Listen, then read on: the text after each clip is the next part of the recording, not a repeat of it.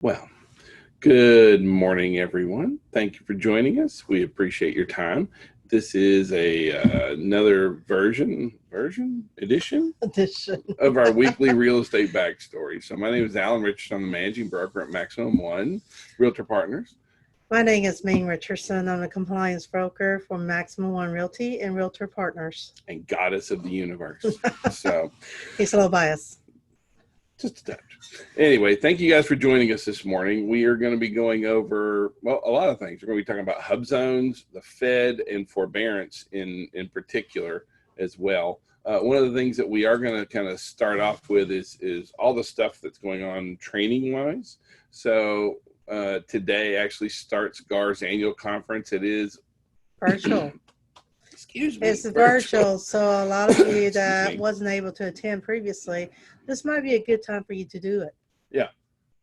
So Also, it's only $25, so it's a really good deal kind of thing. So today, starting at 10 is Fha Financing 101. And then on Thursday, we're loaded up as well. yeah, So there are 3 different classes going on, as you can see. We have our Tech Thursday, and it's Chime Basic. A lot of you has been asking about Chime. So this is a good time to jump in on Chime. And also License Law for Agent and Broker. This is a required course for you to renew your license every year, every 4 years. So please take an opportunity and don't get caught without this particular class. And the last one is lead generation, today's market. Are you teaching that one? not me. No, Okay. no. This is the ladies up north. So, but Marcy. it's still really good stuff. Yeah. Actually, this one's Lynn. Oh, So, Lynn's teaching this yeah, one. believe so. Okay. So those are the CE classes. Please jump into those as well. And also on Tuesday, don't forget, we do have accountability partner class with Keisha Kennedy. So y'all please take advantage of that. Yep. A lot of you guys feel like you're lost half the time because you don't know what to do next. This is a good class to be in, y'all. So once again, you get as much as you put into it in real estate. So Right. And so the Tom Ferry Summit was last week. We had that live in all of our offices, and it's a really good event. But we are going to be doing replays because some folks didn't feel comfortable coming to the office. Some folks had other commitments, that kind of stuff. So for the next 3 weeks, we're going to be running the replay on Tuesdays and Wednesdays for the next 3 weeks. So please come in the office, plan to come in the office. There's some amazing content. We condensed it all down into 2 days because really it's supposed to be like a 2.5, 3 day summit, but we cut out all the fluff. So, well, there's a lot of stuff in there. It's about, coaching. If you're really interested in coaching, I'm sure you can pick up the phone, call them. They'll be more than happy to take you. yeah. But for us, we want to make sure you guys get the content the most up to date. There was some really, really good stuff that was implemented as well as being taught. So please take advantage of it. Yep. Now, before I got into real estate, I was interested in being an investor. And so I started learning about investing. And one thing that we found last week, there was a study that came out and said a lot of agents are really kind of lost when it comes to investing, working with investors, understanding the different terms. So we kind of decided that every week we're gonna cover something different about investing and the whole 9 yards. And so this week we kind of wanted to touch on what is a hub zone, because there's a lot of misconceptions about what a hub zone really is, who it's for, how to access this, and what are the benefits. And so hub zone stands for historically underutilized business zone. And so these were set up by the governors and mayors and things like that. And it's been around for over 20 years kind of thing. And originally it was supposed to be this whole work training program, but it's kind of evolved into something completely different now. And so really for hub zones is for businesses that want to work with the federal government, because that's where the real benefit comes. It doesn't, for businesses that are not going to interact with the federal government at all, hub zones really not that, there's not a whole lot of benefits for them. That being said, if they are, see, the whole idea is that there are areas that have high unemployment and that have a low median household income. And in those areas, a lot of times, the government has seen blight, and they've seen areas that are just underutilized basically for businesses. And so they wanted to be able to bring the businesses to where these areas were, as opposed to making them commute out. And that's kind of the whole idea. But if you are, or if you work with investors and with companies that work with the government, it's a really sweet deal, because first of all, they have certain contracts that are set aside that have to be from businesses in a hub zone. In addition, overall, 3% of all government contracts are to be awarded to businesses located in a hub zone. And so the challenge is that rarely does the government hit this goal. So there's a real opportunity for businesses that want to do that wish to work with the government and be able to up their ante. Because see, here's the real kicker, is that if you're a business in a hub zone and you want to work with the government, your bid carries a 10% price preference, which means if it's a contract and you put a bid on that contract for $1 million, you have a 10% price buffer. So if another company bids $900,000, you're going to get it at $1 million, because you get a 10% price bump on top of there. So it really is kind of a really good place to be. Now, a lot of times folks say, well, I'm not going to work with a business, but work with the government, but you'd actually be surprised what the government buys and what they utilize, and how this can be a true benefit out there. Like, you heard government cheese? Well, someone sold them the cheese, kind of thing. And so from distribution to manufacturing, even real estate, there's opportunities for real estate agents located in hub zones, have their businesses in hub zones, that kind of stuff. But the thing is that what we want to make sure is that you understand hub zones are out there, and that for certain types of businesses, your knowledge of this can be very beneficial to help, for you to be able to help those investors to be able to find these properties that really make them a lot of money, kind of thing. Absolutely. So also in the news this week, the Federal Reserve is kind of shaking things up a little bit, which is kind of, the whole good, bad, and ugly kind of thing, because the Fed's made some of their biggest policy changes. Now, not necessarily number-wise, but policy changes. See, in the past, the Fed has just been like wound up about inflation. And this past week, the Fed decided, you know what? I don't care. Not worried about it. No big deal. No inflation. What inflation?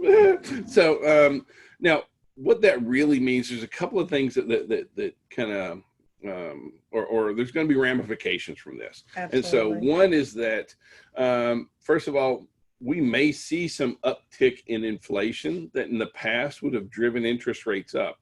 And they don't seem to care that much right now. So, which means that we're looking at a much longer term period of lower interest rates, which for real estate overall is a very positive thing for us, kind of thing. They're not that concerned with it. Now, there are also a couple of negatives. One of those is that your savings is not going to generate any significant returns. Not that they did already. So let's just be real honest about that. One other thing that should be a benefit but isn't is credit cards. Like credit cards, the interest rates on credit cards should be coming down. But that's not the reality of it out there, kind of thing. The average credit card APR currently stands at 16.3. Okay, it's ridiculous. And that's why if there's ever any kind of problems, you'll see that the government never is going to bail out a credit card company, because they've got way up. Now, that is down. Historically, credit cards run around 17.5 to 17.8%. So it is down a little bit. But it's like it went from terrible to awful. So that's pretty much all it is right there, kind of thing. So, there will be, we are looking at keeping these rates low, but you got to understand that the mortgage interest rate is not based on the Federal Reserve rate, on the Fed. It's actually based on the 10-year Treasury.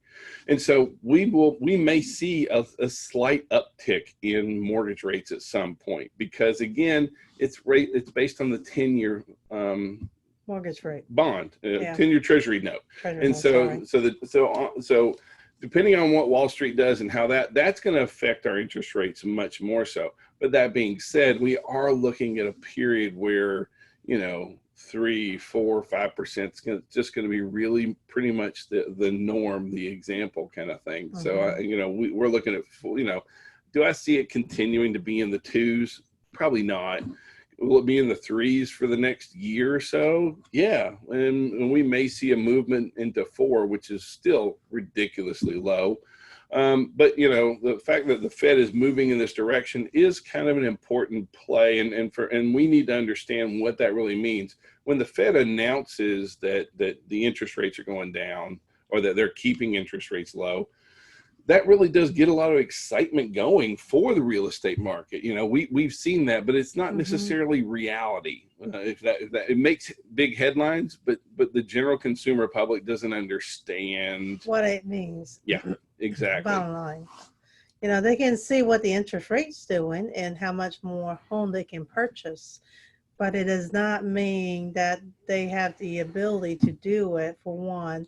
And with the job market the way it's changing right now, it's kind of it's still unsettling. Yeah, but I mean, on the positive side, jobless claims fell more than expected this past week. It's down to like 880,000, which is down from 1 million at that point.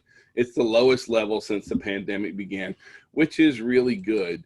One other thing that you'll hear about is that Congress and the president can't seem to agree. The House, the Senate, everyone is disagreeing on everything. And we're not going anything political. But one thing that has happened is in an effort to try and work around that, like FEMA is now offering payments to unemployment benefits to the states that apply. And really, at the end of the day, used to be that the government, the federal government, was adding an extra $600 per week. Well, now through the new FEMA program, which is odd because it's run through the Federal Emergency Management Association, it's working out to $300 per week. So it is not where it was, but it is better than nothing. But it's helping, right?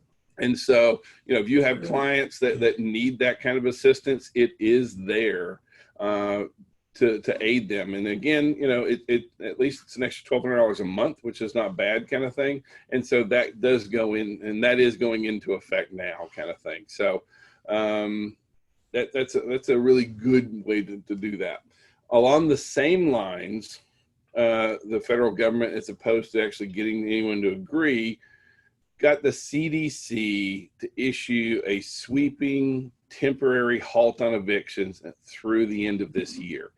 Now, you may say, like I did, like, what does the CDC have to say about evictions? And what do they have to do about evictions? To me, that just seems really bizarre. But there's this old law in the books that basically the CDC deemed that evictions are really bad and they can stop. And I'm not saying evictions aren't bad. They are. It's one of those things where I wish the government would have agreed and that we could have done this on the upper side, as opposed to having to kind of work through back channels. It just always feels weird. But that being said, the good news is that there are some protections out there for the renters kind of thing. And so this halt on evictions is one of those things that we know that COVID has really hit renters much harder than home buyers, for example, homeowners, that kind of thing. And so if you do have someone that needs this kind of assistance, they need to go to the CDC website and fill out the form. Here's the kicker, though, and this is why I wish we would have true the government really working through this whole thing, because while this stops evictions, this doesn't erase any of the debt. So like at the end of December 31st, if you haven't been evicted, guess what? You can be evicted, and now you owe 6 months of rent, kind of thing, or 7 months, or 5 months, or whatever. And it's going to be hard. I think we all know that's if you couldn't pay the rent for 1 month, you're not going to be able to pay the rent for 6 months, for 6 or 7 months, or whatever kind of thing. And so the challenge here is that at the same time, this eviction moratorium is leaving our landlords in complete limbo kind of thing.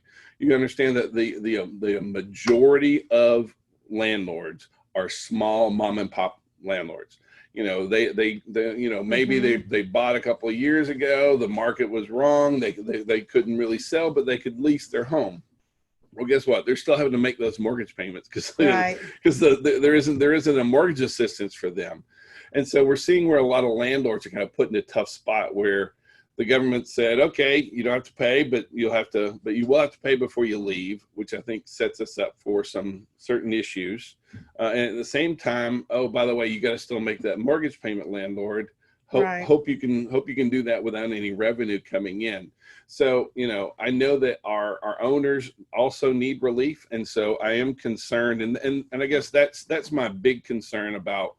I would much rather have the government as part of the solution as opposed to having to work through these weird channels. So I know that we need to protect our renters. We need things in place. Unemployment is, even though it has come down, it is still very high. But this is one of those things where I really want the government to kind of work through so that we can get folks the help that they need, and we can not let our economy come crashing down around us, that kind of thing. Also speaking of forbearance kind of thing, so Wells Fargo is getting sued because they did this where if you went to Wells Fargo and asked about and said that you were having problems, even though you may not have asked for forbearance, they signed a lot of people up anyway for forbearance without their permission. And so there's kind of some backpedaling going on. If you have any clients that has happened to, they need to reach out to Wells Fargo because that's going to severely impact their credit. We've had folks that have not been able to go buy a home. Then they can't refinance their home, the whole 9 yards, simply because they were just trying to talk to people about what's going on and that kind of stuff. Overall, with forbearance, though, mortgages in forbearance dropped last week, which we're really happy about, kind of thing. It's down about 1 million from where it was in the peak kind of thing. And so it's down to about 147,000 or it's down about 147,000 just last week. And that's really good.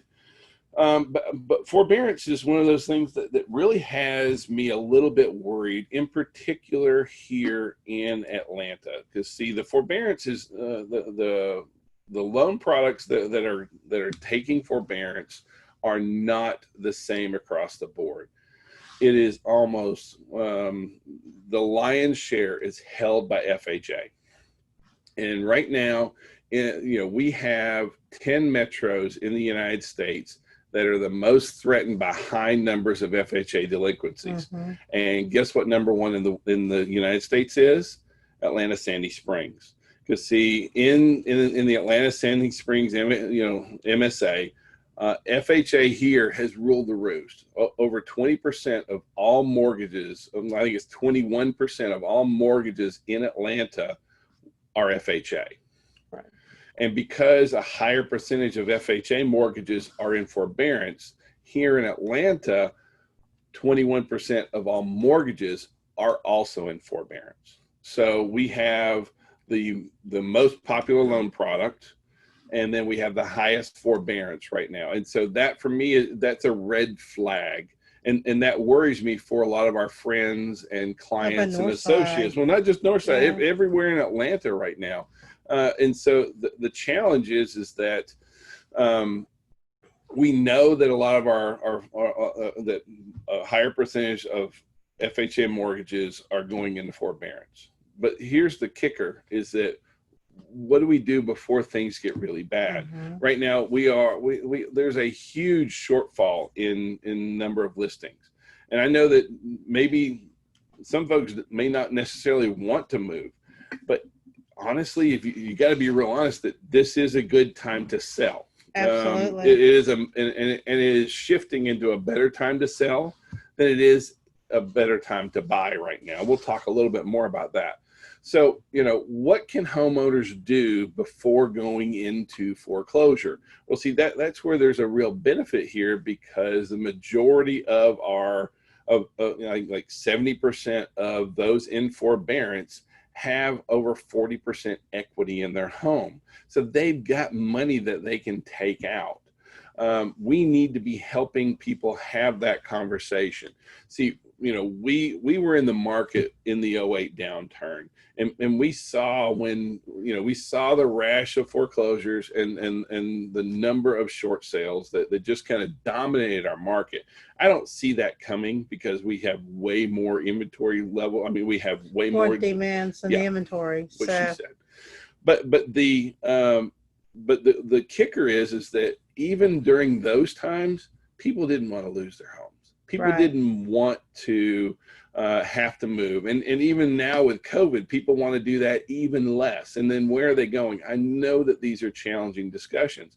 But if you have homeowners or friends of yours that are in financial trouble, this may be an out for them. And they're much better off to sell, capture that equity, than they are to let this house go into foreclosure, past forbearance kind of thing. It's all about education, honestly, because a lot of sellers do not know what their rights are and what their true value of their current homes, because they thought, I only purchased it about a year ago and there's no way possible I can pay commission and get some money out of this. But they might be surprised. So, well, the other thing is that, I'm not about being an ambulance chaser, because I think that's just sleazy. That's not what this is about. But if I can help you save that money and be able to do things in your time the way you choose, be able to sell your home, go buy a different home. Maybe you want to go lease for a short term. It just, there are a lot of options there. But if they wait, and we saw this during the last downturn, so many people shove their head in the sand and just like la, la, la, la, la, la, and it doesn't do any good. And so we need to be the folks talking about these issues. We need to be the folks that are giving people an opportunity and an avenue to have that conversation with. The number one reason why people choose a real estate professional is trust. And so we really need to be out there talking about how we can help our folks that are challenged right now. Because again, in Atlanta, 20% of our mortgages are FHA and 20% are in trouble. And that's a pretty high number when you talk about a city with 5-6 million people in it, kind of thing. So, I really want us to step out there. So mortgage rates, Freddie Mac put out this past week that mortgage rates really aren't going to go that much lower, kind of thing. That being said, it's at 2.93. So it went up from 2.91 last week to 2.93 this week. We are still seeing just an amazing demand in the mortgages. So overall mortgage application, you might see in the news that mortgage applications dropped 6.5% last week. Well, that's not really true, because of that, refinance applications dropped 10%. Purchase applications were actually up 4% over the week before, which is 28% over last year. Okay, we're talking almost a third higher than last year.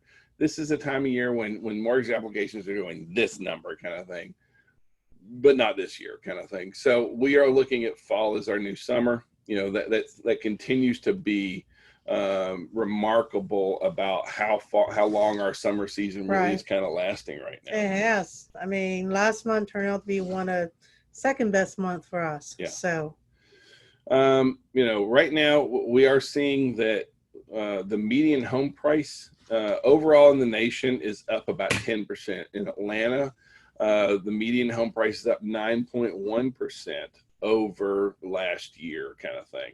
And so over nationwide, we have about 500,000 less homes in August this year than we had last year. And in Atlanta, it's the exact same kind of thing. Overall, we're down about 37% year over year in inventory levels. So the big challenge here is I'm 28% more mortgage applications, 37% less inventory. Okay. And, You do the math. Yeah, right, It's exactly. not that Like you can hard. figure out why, Why we start having multiple offers, why we're seeing some blind offers going around, and why the listing are, I mean, it's down by 13%, and yet we have increased median price of 10%. And this also caused some of the issue with appraisal as well. Some of your appraisal are not coming back. So as an agent, I will recommend you guys, even though you overbid, make sure, the listing agent are educated to where they understand that if we have appraisal issue, it's because the appraiser doesn't feel like the adjustment is that great. Well, we're seeing the market move faster than the Yeah. appraisers, basically. The appraisers are looking at a very modest rate of appreciation, and the market's like, we're on fire, Right, kind of it's 10.3. So, because this past week, we also had this new study that came out, so that our buyers have 33,000 more in purchasing power, basically a 6.9% increase in purchase power because of really low interest rates. But, and there's a giant but here, but, comma, ... year over year pricing is now 8.2%, and home prices overall means that's more than wiping out the benefit. Correct. So we've been able to, up to about now, we've really been able to truly be honest about it's a great time to buy and a great time to sell. It's a much better time to sell right now than it is to buy. We need more inventory. We need, as odd as it sounds to say, we need it to cool off a little bit, but we definitely need more inventory to meet the demand that we have going on out there right now. So overall in the economy, manufacturing activity increased, which was really good because I mean, our manufacturing activity is the highest level in 16 and a half years, which is just staggering when you talk about, okay, this is COVID, the economy's not doing great, that kind of thing. But it's really being driven by this huge demand for goods, durable goods, truck sales, car sales, those kind of things are all really shooting up, that kind of stuff. At the same time, our consumer confidence is the lowest level ever. So August's consumer confidence was an 84.8. That's actually way down from where it was in May, June, and July kind of thing. Which is up in high 90s. Yeah. So at the same time as we got, some disturbing news like with the FHA and that kind of stuff, a new study came out for the top 10 places for remote workers to call home. The number one county in the United States, Forsyth County, Georgia. So that is up in the Cumming area, that kind of thing. But I just thought that was interesting that the top place where for people is in Cumming, Georgia, kind of thing. Right. Another new study came out, about where adults are living with their parents. In Atlanta, we have the 21st, we're ranked 21st in the U.S. kind of thing. 18.5% of adults live with their parents. Right. But there's some interesting items that goes along with that. First of all, bad about me or us overall. More men live with their parents than women, so more men are slackers, I guess. Nah, just kind of kidding. But more men just like their mama's home cooking. That's it. That's what true. It is. And they don't want to do laundry, I guess. But of that, the folks who do live with their parents, 1 in 4 are unemployed or don't participate in the workplace kind of thing. And the other thing is that for folks who live with their parents still, they earn about between 60 and 40% less than their counterparts that do. And so this is one of those interesting things. Like if you want to make more money, move out your mama's house kind of thing, because when you're forced to do that, you're forced to go out and join the workforce, make things happen. So getting your own home, excuse me, really good for the economy and really good for you as a person. So we had in other news, Amazon this week announced that Alexa is offering power tools for property managers. And so basically, what Alexa and Amazon wants to do is to let property managers manage their property through the Alexa platform completely, as far as being able to send rent notices, collect rent, pay rent, communicate with the landlords back and forth, be able to, it'll automatically send updates about what day is trash day, all that kind of stuff. And so these are new tools that are coming out from Amazon. So if you are into property management, you might want to check that one out, because it looks to be kind of interesting. So Americans are ramping up saving in the pandemic. So we're actually saving more money than we're spending. I know that we have seems personally, odd, it seems odd, but not really, because all of us can see there's a change in the climate, okay? And we're trying to make sure whatever the climate change is, that we have enough to self-sustain. So a lot of us are saving up more, less the cosmetic, which I'm sorry, that industry is suffering. Well, but there's a lot of things that like how much, if you're working from home, what's your commute like? Yeah. I'm spending less in gas. How about going out to eat? How often are we going out to eat? When you look at some of the byproducts of this, while for the unemployment, that kind of stuff has been bad, but for folks that a lot of their expenses are way down, being able to work from home, kind of thing. And so we are seeing an uptick in savings, which is really good overall for the economy, overall for Americans in general. The more savings we have, kind of the better we are, kind of thing. New home sales is something that we desperately need. And so, they account for the biggest share of new home sale by 12%. New home sale has never taken this large amount of market in our industry, but lately they have. And with that, just be cautious about the contract that you are reading.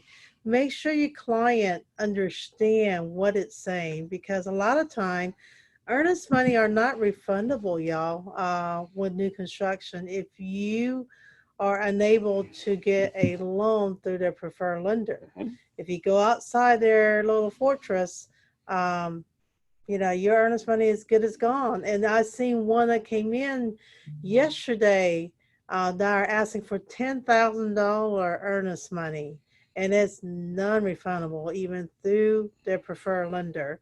So y'all just please make sure you ask the question and make sure your client understand new construction is different animal than your resale. Well, and the real challenge here is that right now our builders have the inventory, and our buyers that want it, they're ready just to run headlong into this. It's our job to warn them. Now, it's not our job to stop them. Absolutely. Because, we've had clients that are like, hey, this is $10,000. It's non-refundable. Okay, let's go. We had one that had a buyer's remorse the next day and want to cry about it. And our agent's like, I told you that is non-refundable. I told you multiple times before you gave that money to the builder. We got it. But, our side is we have to educate, and we've got to protect as best we can. At the end of the day, it's still going to be their call, but we got to be ready for the builders. We saw this back in 2006.